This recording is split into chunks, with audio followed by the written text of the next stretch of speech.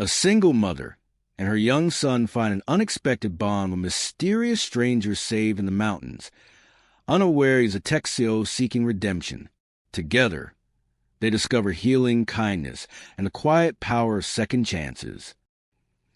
Before we begin, if you believe in healing and the quiet magic of kindness, subscribe and let's walk this path together. The snow fell like a secret that morning. Soft, quiet, persistent, layering the foothills in a hush of white, where pine trees wore shawls of frost and the wind whispered only to those who listened. In the stillness, the mountain exhaled, and somewhere beneath that breath, a woman and a boy followed a trail worn more by memory than by footsteps. Emily Parker held her son's mittened hand as they trudged a narrow path, the snow crunching beneath their boots in a rhythm only solitude knows. She hadn't planned a hike today. There were errands, dishes, calls to return, but Jay's eyes had sparkled with the kind of hope she could never say no to. "Just to the creek," he'd said. "Please, Mom, I think it'll look like glass today." He wasn't wrong. The creek, when they reached it, shimmered beneath a sheet of ice, so thin it looked like air trying to be water. Emily crouched beside him as he peered in, his breath fogging the cold glass, his face a reflection of something she once was. Unbroken wonder. "Do you think fish sleep?" he asked. "I think they rest," she said softly. Jay hummed like he was filing the answer away. It was what he did with everything. A collector of questions, a keeper of quiet truths. They might have turned back then, but the air smelled of pine and promise, and the sky, though heavy with snow, had not yet broken. So they wandered further, not far, just enough for the world to change. That was when she saw it, a dark shape where there should have been none. Half buried in snow, tangled in brush, slumped at the edge of a ravine like a forgotten coat. "Jay!" she whispered, instinct tightening her voice. "Stay close." Her feet moved before her thoughts did. The wind picked up as if to stop her. Snow swirled in cautious spirals. And there, beneath a scattering of blood on the snow, lay a man. Face pale, lips chapped, a cut slicing clean across his temple. One boot missing, his coat torn. His chest rose, shallow but steady. Whoever he was alive. "Sir," she said, kneeling beside him, brushing snow from his cheek with a gentleness reserved for children and the broken. No response. She pressed her fingers to his neck. A pulse. Weak. Jay stood behind her now, silent as snowfall, eyes wide. "Is he dead?" "No," she breathed. "But he needs help." There was no cell signal this far out. She knew that. The ranger station was miles away. Night would come fast and unforgiving. Emily made a choice then, not one she weighed, but one that rose from her bones. She tugged off her scarf, pressed it gently to the man's bleeding head, then looked to the woods. "There's the old trail cabin," she said to Jay, "half a mile west. We can get him there." Jay nodded without fear, just trust. That was the weight and wonder of motherhood, that someone believed you could do the impossible. Together, they lifted the man. He'd groaned once, barely awake. She caught a whisper, something like, "Leave me," but ignored it. Kindness didn't ask for permission. The snow thickened as they walked. Emily bore most of his weight, her shoulder aching, breath ragged. Jay walked ahead, breaking trail, his small shape fearless and determined. The cabin appeared like a memory, with weathered silver, its door hanging slightly open, a single iron stove in the corner. Emily kicked it open, guided the man to the floor, and laid him on a pile of old blankets. Her hands worked without thought. Boots off, coat peeled back, layers arranged like offerings. She lit the stove with kindling left behind by hikers long gone. Flames flickered to life, casting gold across his face. Jay sat in the corner, arms around his knees, watching. What happened to him? "I don't know," Emily said. "Could have fallen. Maybe got lost." Jay was quiet a long time, then asked, "Is he going to die?"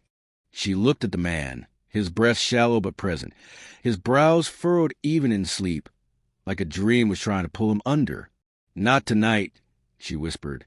The wind howled outside. Inside, the fire crackled softly, and for a moment, they were three souls bound by warmth and silence. Later, as the man slept, Emily sat against the wall, legs stretched, eyes heavy. Jay lay curled beside her, blanket over his shoulder. "Mom, are you scared?" She thought a long time before answering. Sometimes being scared means we care. Jay nodded. "I think he needs us." She looked at the stranger's hand, callous, scratched, but resting now, at peace. "I think you're right." When the man opened his eyes, dawn had turned the snow to soft blue glass outside. He blinked, wincing at the light. Every breath sounded like it traveled through gravel. Emily rose from the floor and came to his side. "You're okay," she said gently. "You're safe." His voice came rough, like it had forgotten how to speak. "Where am I?" "Cabin in the Foothills. You took a fall, I think." He tried to sit up, winced. She eased him back down. "Easy." His eyes met hers then. Blue, or maybe gray. Clouded still. He searched her face like he was trying to place her, or place himself. "You brought me here?" "I did." "Why?" She almost smiled. "Because you were broken and breathing." He closed his eyes again. "I didn't want to be found." Silence stretched between them. Jay stirred in the corner, rubbing his eyes. "You're awake." The man blinked, looked at the boy. A flicker of something passed through him. Confusion, maybe, or recognition. "What's your name?" Jay asked, kneeling beside him. He hesitated, then said, "Jack." Emily watched his mouth move. Just that, Jack. No last name. No story. Just a man, and a lie small enough to live inside. "Well, Jack," Jay said solemnly, "you scare my mom." Jack's lips tugged into something almost like a smile. "I'm sorry." Jay nodded. "It's okay. She's tough." Emily said nothing, but her eyes never left Jack's face. That evening, snow turned to sleet, tapping against the cabin roof like the world knocking gently to see if they were still inside. Jack sat by the stove now, wrapped in a borrowed blanket, watching flames like they held answers. "Do you remember what happened?" Emily asked, breaking the quiet. "A little." His voice was steadier. "Slipped on a ridge. I think I was trying to get away." "From what?" He didn't answer. Jay was asleep now, curled in the corner with his backpack as a pillow. The boy had insisted on bringing his sketchbook, and earlier she'd seen what he'd drawn. The man lying in snow, a tree overhead, a woman standing beside him like a guardian spirit. "I didn't mean to worry you," Jack said quietly. "You didn't," she lied. He looked at her then, really looked. Her face was lined by firelight, hair tucked behind one ear, eyes tired but kind. "You live near here?" "Few miles down the trail. Town's even smaller." He nodded. She leaned back against the log wall, wrapping her arms around her knees. "People don't usually come out here in winter. I wasn't planning to be found." "You said that already." He gave a soft, broken laugh. "Guess I did." Emily didn't push. There were men who wore armor like silence, and she had learned not to pry it loose. But she also knew something else. No one ran this far unless something was chasing them on the inside. "You're lucky," she said. "Doesn't feel that way." "Well," she said, voice like the wind outside, "you're alive. That's something." Later, when Jack had fallen into a shallow sleep, Emily walked outside. The world was blanketed, untouched, the moon barely a sliver. She reached into her coat pocket and pulled out the folded paper she always carried. Creased at the corners, soft from being held too much. A letter from her ex. The last thing he ever gave her. It wasn't cruel, just empty. Words that said, "I can't do this. I'm not built for the long haul." She had read it so many times it no longer stung. But still she kept it, as a weight, as a reminder. Tonight, she unfolded it again and let the fire from the cabin's open stove lick its edges. The paper curled, darkened, and turned to ash in the wind. Inside, Jack stirred, murmured something in his sleep. Emily stepped back in, closing the door against the cold. She looked at him one last time before curling beside Jay. Maybe this wasn't where the story ended. Maybe it was where something began. The storm lingered longer than it should have. For 2 more days, the mountains closed their white arms around the cabin, keeping the world out and the 3 of them in. The wind came in waves, rattling loose shutters, whispering through cracks and would like it, too, remembered stories from long ago. Inside, time softened, edges blurred, and healing, in all its quiet forms, began. Jack woke slowly, body still aching, but lighter somehow. Less from pain, more from presence. The fire was always going. The air always smelled faintly of wood smoke and cinnamon, the remnant of a tin of oatmeal Emily had unearthed from a dusty shelf. Jay had drawn stars on the window with his finger, whispering wishes as frost formed beneath them. The cabin had become something else. A pause between lives. A space between endings and beginnings. Jack didn't speak much at first, but he listened, he watched. Emily moved with the kind of grace people don't notice, until they're broken and grateful. She folded blankets like they mattered, stirred soup with care, tucked a boy's scarf around his neck, even if he protested. There was something in her silence that steadied him more than words ever could. One morning, Jack sat by the window, cradling a chipped mug of coffee she found buried in a box of old camp gear. Outside, snowflakes fell like prayers, slow and drifting, not in a rush to land. Jay stood beside him, watching. "Did you know birds can't shiver?" the boy said. Jack looked at him. "No, I didn't. They puff up their feathers to stay warm. I read it in a book." Jay's eyes were bright, open, that kind of childhood open that hadn't yet been shut by the world. "You read a lot?" "Yep," Jay said. "I like facts." Jack smiled faintly. "Facts are good." Jay nodded, then asked, "Do you have a kid?" The question landed soft, but deep. Jack didn't answer right away. "No," he said finally, his voice barely above the fire's crackle. Jay nodded again. No judgment, just logging information the way children do. Then he went to draw more stars. Jack watched him, then Emily, then the snow. He hadn't meant to survive. But now that he had, he wasn't sure what to do with it. That afternoon, Emily found him outside, wrapped in her old coat. He was standing in the clearing, eyes toward the trees.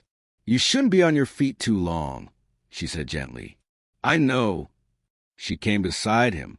The air was cold, crisp, clean. The kind of cold that reminded you were alive. "Why were you really out here?" she asked. "Alone. No gear. No radio. Not even a map." He didn't answer, but his shoulders shifted, just slightly. Enough. After a while, he said, "I wasn't trying to get anywhere. I just needed to get lost." Emily looked at him, not with pity, with understanding. "Sometimes," she said, "lost is the only way we find something that matters." Jack's eyes met hers. There was no smile, just quiet, shared ache, and something new beneath it, recognition. She turned to go inside, but before she did, she paused and said without looking back, "There's a cot in the loft. You don't have to sleep on the floor anymore." It wasn't an invitation. It was grace. That night, Jay made a fire with Jack. It had started as a chore, Emily handing over the task with quiet intention. But something happened as they crouched beside the hearth. Jack showed Jay how to stack kindling, how to breathe into the coals, how to wait. "You don't rush a fire," he said. Jay watched the flames bloom. "Like a good story," he replied, and Jack smiled for real this time. After, they sat on the rug, eating lentils from tin bowls. The fire popped gently behind them.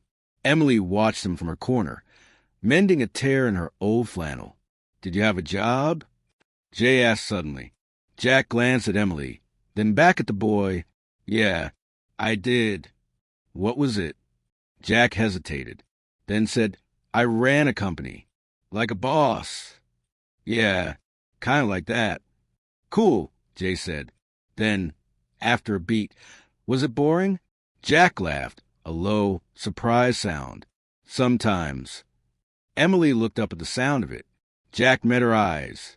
For a moment, they just stayed there. Two grown people in the middle of nowhere, sharing something wordless but real. Later, Jack sat by the window again. Emily joined him. She held a mug of tea, both hands wrapped around it like it held something fragile.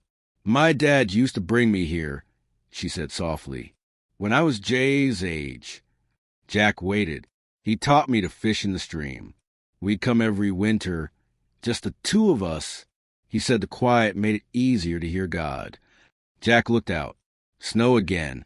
I lost it when I was 19. After that, I stopped coming. Until Jay. He said nothing. Emily glanced over at Jay, who had fallen asleep on the rug, his sketchbook open on his chest. You remind me of him, she said. My dad, not in the way you look, but the way you stare at the fire like you're trying to fix something in it. Jack swallowed hard. I don't think I know how to fix anything anymore.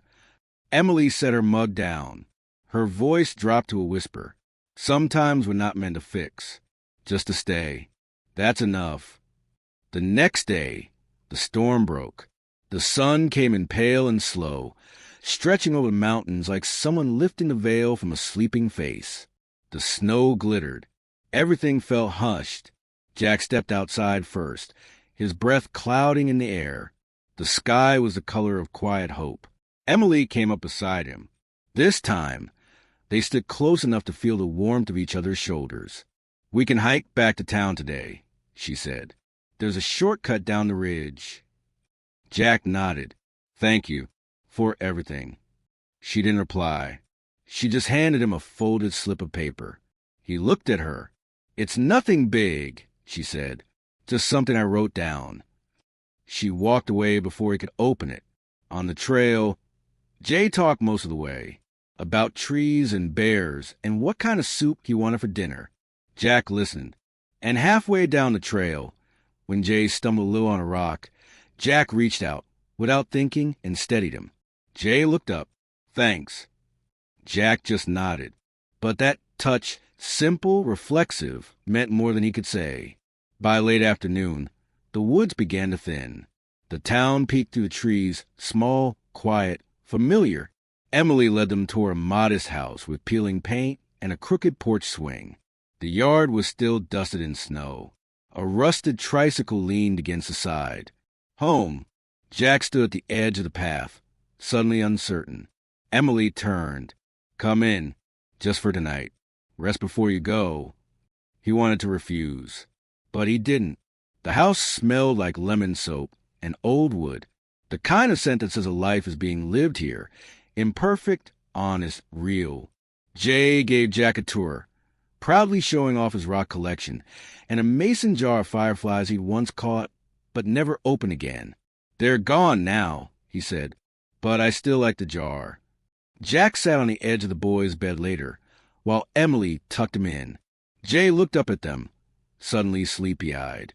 Will you be here tomorrow? Jack glanced at Emily, then back at the boy. I don't know, he said honestly. Jay blinked, nodded slowly. Okay, it's still nice that you were here today.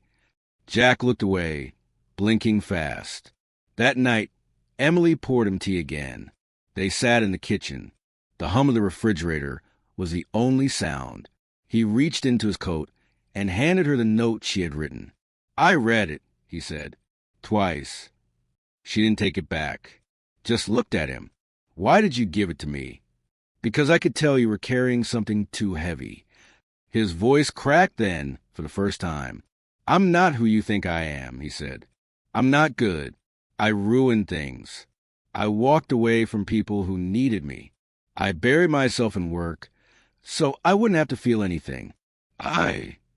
She stopped him, gently, just a hand on his. You came back, she said. That counts.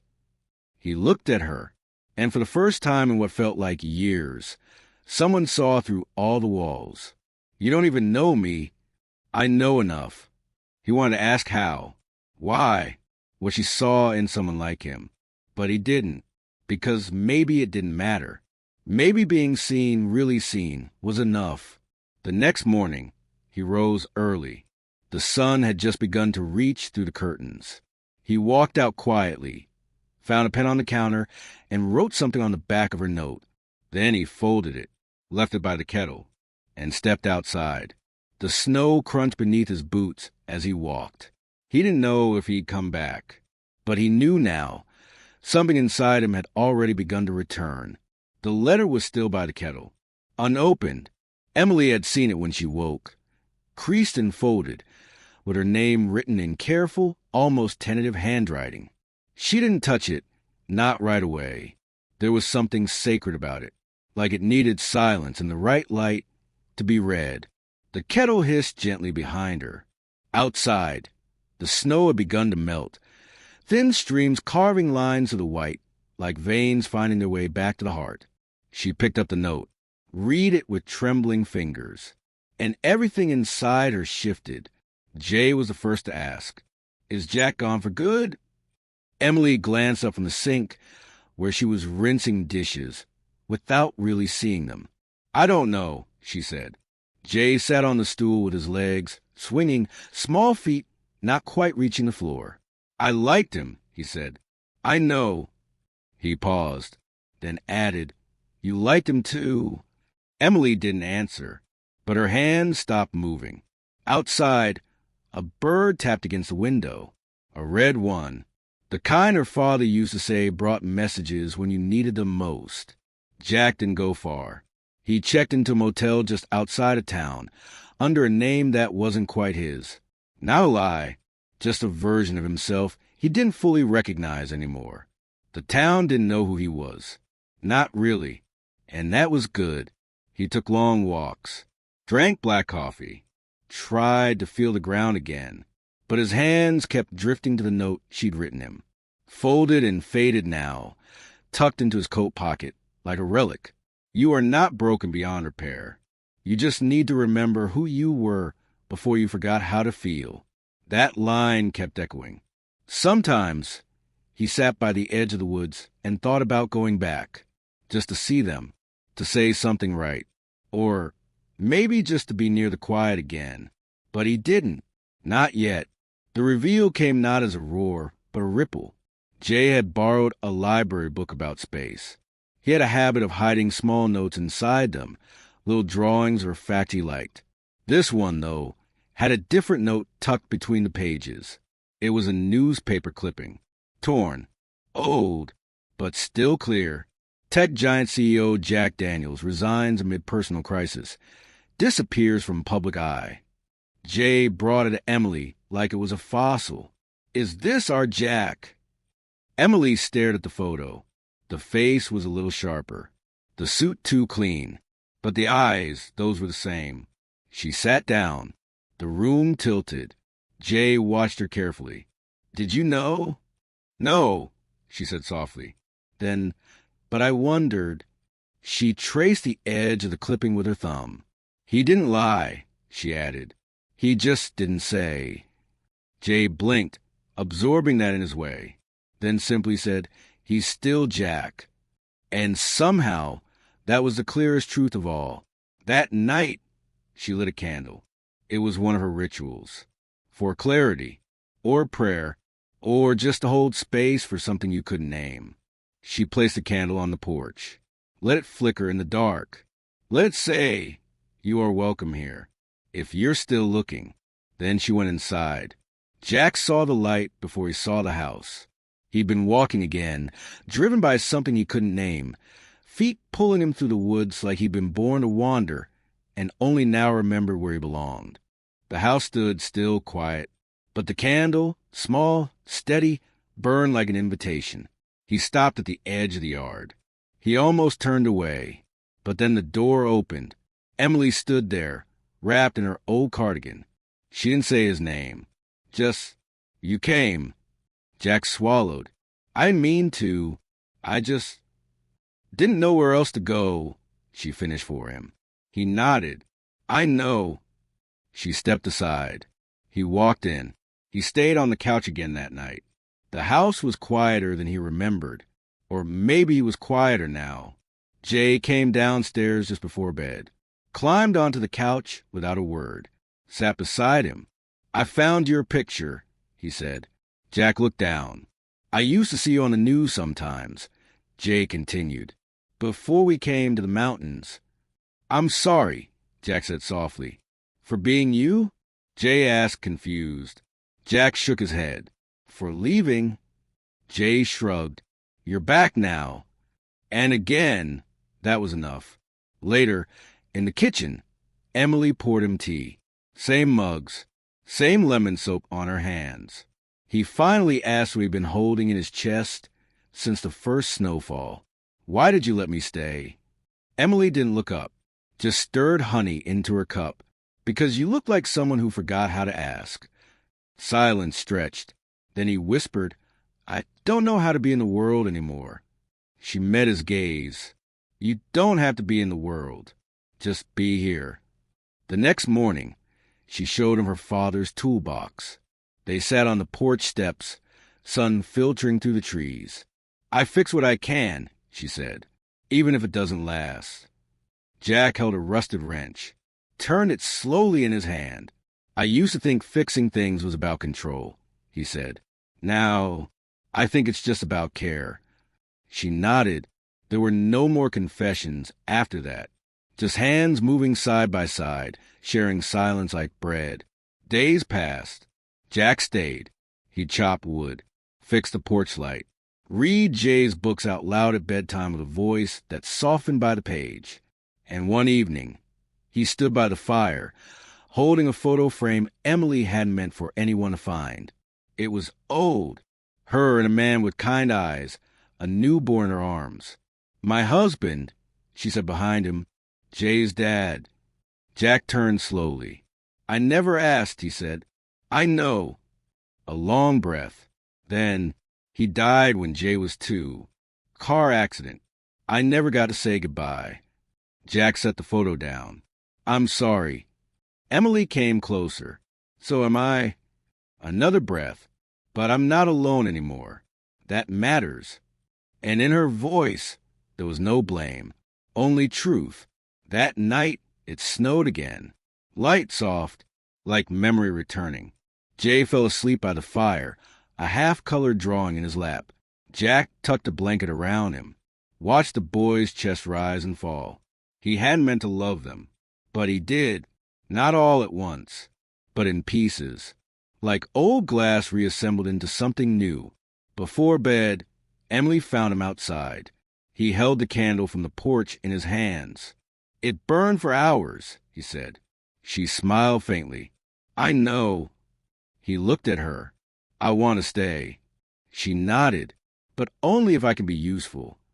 Her smile grew just slightly. Then help me fix the roof in the spring. He laughed. And there, right there, it wasn't just a story of rescue anymore. It was a story of return.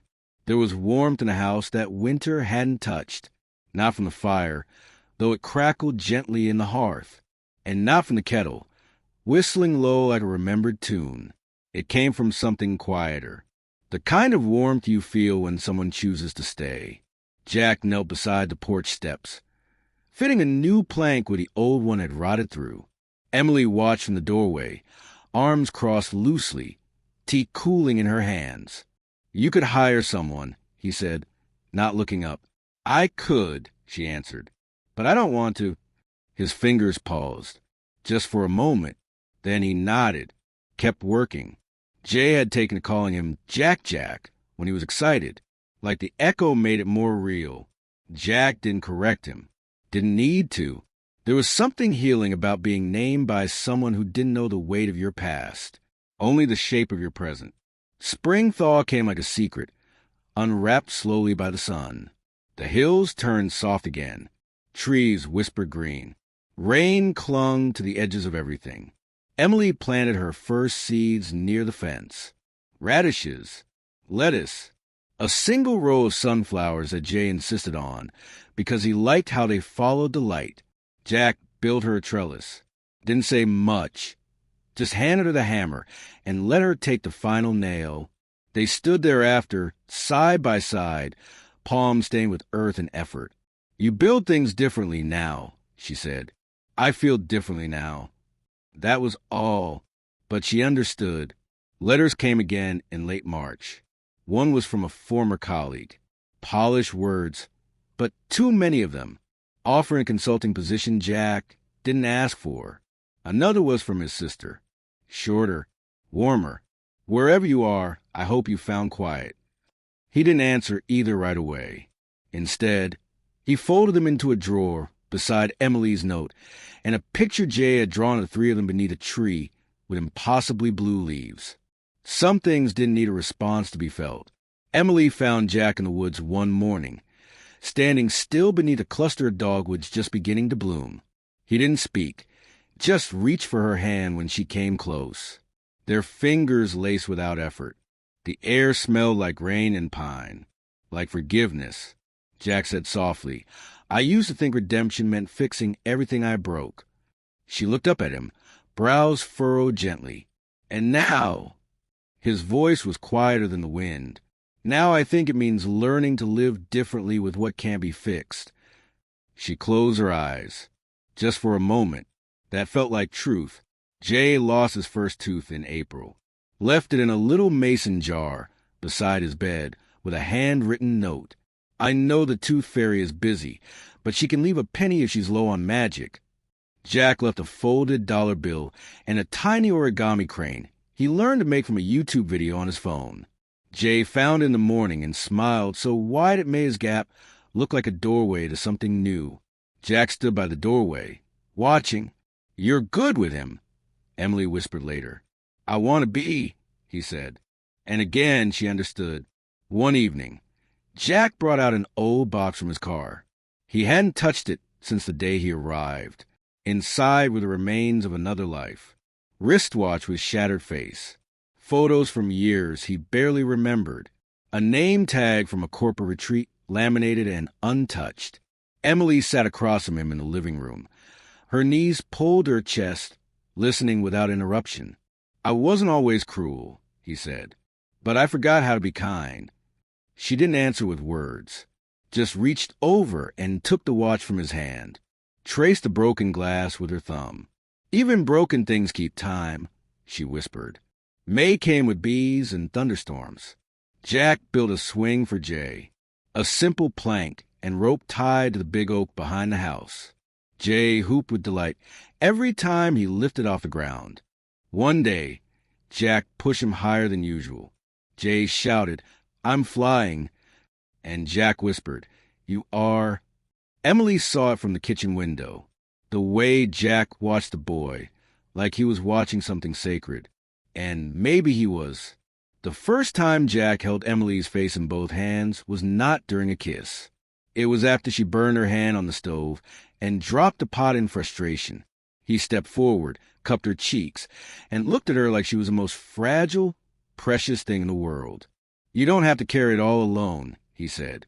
Her lips parted, but she didn't speak, just leaned forward and rested her forehead against his. And the silence said everything. The kiss came weeks later, not under stars, not after a grand confession, just one quiet morning, on the porch, with the scent of fresh bread and lilacs in the air. Emily said, "You miss a spot on the fence." Jack leaned in and kissed her, soft, certain. She hadn't moved for a long while. Didn't need to. The world had stopped rushing. One afternoon, Jack took Jay to town, bought him ice cream and crayons. On the way back, Jay asked, "Are you going to marry my mom?" Jack nearly choked. Jay giggled. "It's okay. I won't tell." Jack smiled, but something flickered behind his eyes. "Later," he told Emily. She laughed, a sound that felt like summer. "He's always 3 steps ahead." Jack hesitated. "What would you say if I asked?" Emily tilted her head. "I'd say ask when it's no longer a question." He nodded. That made sense. That evening, Jack found a stone near the riverbed. Smooth, pale, palm-sized. He took it home and carved something into it, small and simple. Just a word. Here. He left it on the windowsill, in Emily's room. She never asked about it, but she never moved it either. 1 year later, they stood beneath the old oak, not in formal clothes.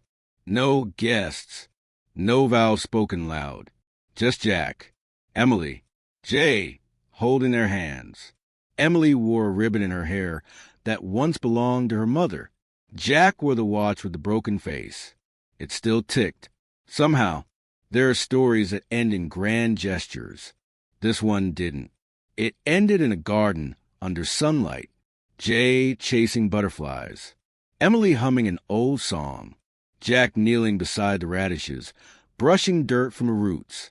He looked up, met Emily's gaze, smiled, and she smiled back, like they both knew it had all been leading here. If this story touched you, please subscribe. There are more like these to follow.